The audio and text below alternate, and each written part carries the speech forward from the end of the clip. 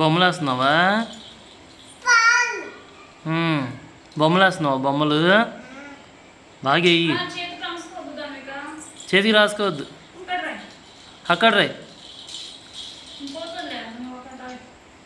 అక్కడ రాసుకున్న తర్వాత కడుక్కుందులే.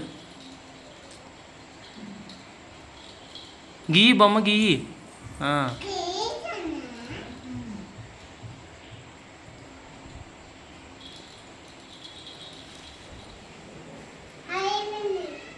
అప్పుడే